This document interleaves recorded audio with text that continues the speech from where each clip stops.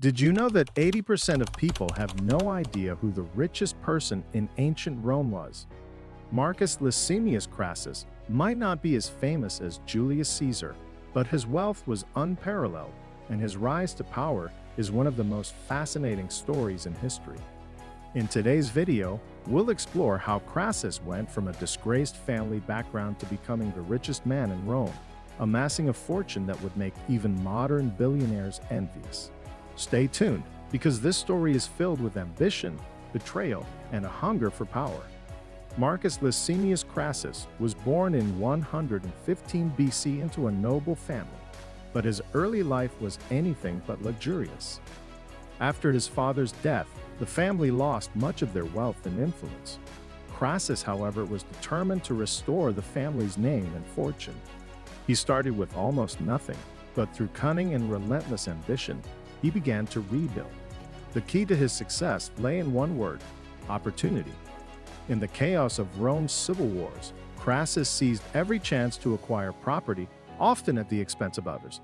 With each acquisition, his wealth grew, but so did his reputation as a ruthless opportunist. He capitalized on the misfortunes of his rivals and even bought up properties destroyed by fire for a fraction of their value. His vast network of connections and his shrewd investments made him one of the richest men in Rome. Yet for Crassus, wealth alone was not enough. He craved power and recognition.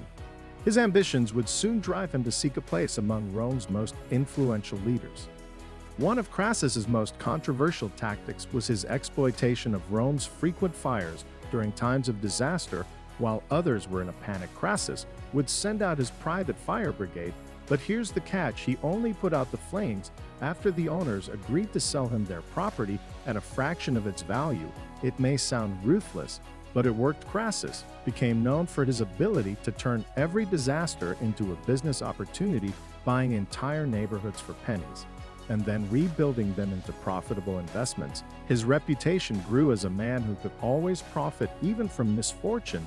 His tactics were seen as opportunistic, but undeniably effective, as he amassed vast wealth and influence. Crassus knew that fear and desperation could drive people to make choices they wouldn't under normal circumstances, and he used this to his advantage. By purchasing fire-damaged properties for cheap, he could easily rebuild them into lucrative ventures, while others were left counting their losses. His fire brigade became infamous not just for putting out flames, but for the deals they made before lifting a finger.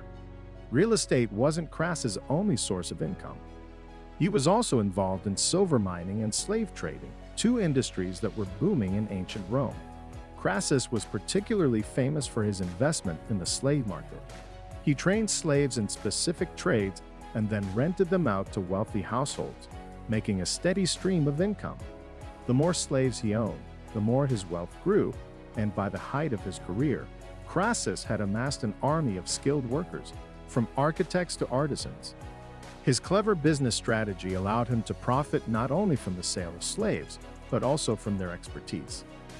He supplied skilled labor for various construction projects across Rome, further cementing his reputation as one of the richest men in the empire. The slaves he trained were highly valuable, commanding high prices or rents in the market. Crassus's wealth extended beyond just passive income, as he also used his influence to manipulate prices in the slave and silver markets. His vast empire of labor and resources allowed him to dominate not just Rome's economy, but also its politics. Through these investments, Crassus was able to secure a position of immense power. Despite his wealth, Crassus was never satisfied with just being rich. He craved political power, and he knew that money alone wouldn't get him there. To gain influence, he funded the political campaigns of ambitious young men, including a promising general named Julius Caesar. Crassus's financial backing helped Caesar rise through the ranks, and in return, Crassus secured his position in Rome's ruling class. This alliance between wealth and politics was crucial in shaping the future of the Roman Empire, as Crassus's investments in powerful allies paid off in both political favors and influence. He understood that control over Rome required more than just economic dominance. It demanded strategic relationships with key figures in the military and government. By aligning himself with Caesar, Crassus gained access to a network of influence that extended across Roman society. His wealth became not just a means of personal luxury, but a tool for shaping the political landscape of Rome. This strategy ensured that Crassus would remain a central figure in Roman politics, even as new power players emerged. But wealth and power weren't enough for Crassus. He wanted military glory to cement his legacy. In 53 BC, he launched a campaign against the Parthian Empire, hoping to conquer new lands and expand his influence. However, this decision would prove to be his downfall. The campaign was a disaster, culminating in the Battle of Carrhae, where Crassus was defeated and killed. His death marked the end of his ambitions, but his wealth and legacy continued to shape Rome for generations.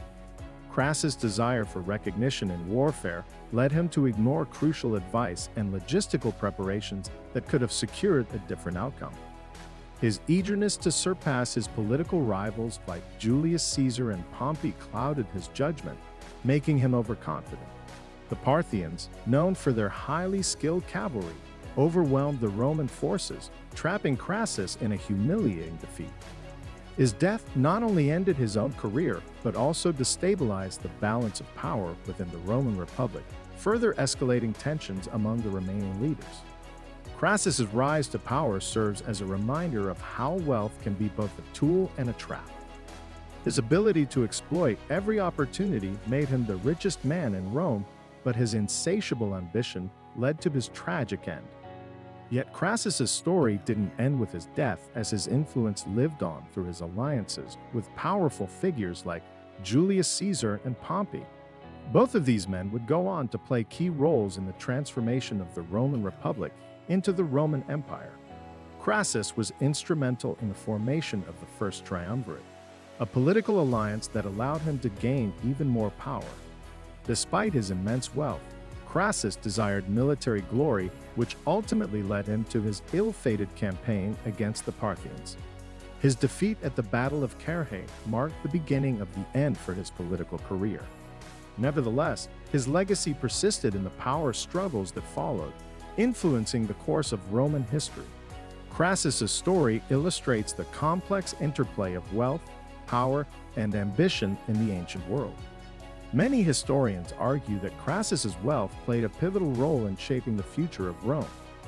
His financial support of Caesar and his involvement in the First Triumvirate created a foundation for Caesar's rise to power. By providing the necessary resources, Crassus enabled Caesar to challenge his political rivals. This support laid the groundwork for key events that led to the eventual fall of the Republic. Crassus' wealth not only influenced political outcomes, but also reshaped Rome's entire trajectory. Without his financial backing, the course of Roman history might have taken a very different turn. His legacy underscores the undeniable impact wealth can have on shaping historical events. Today, the story of Marcus Crassus is often overshadowed by the more famous figures of ancient Rome, but his methods of accumulating wealth still resonate.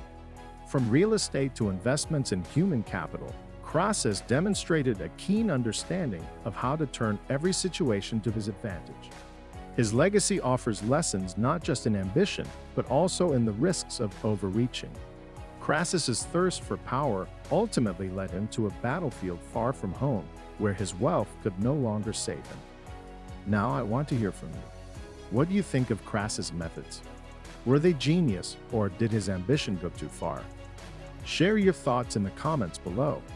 And if you're interested in more stories of wealth and power, check out the links in the description for more videos on the most influential figures of ancient Rome. If you've made it this far, don't forget to subscribe to the channel for more deep dives into the fascinating lives of historical figures.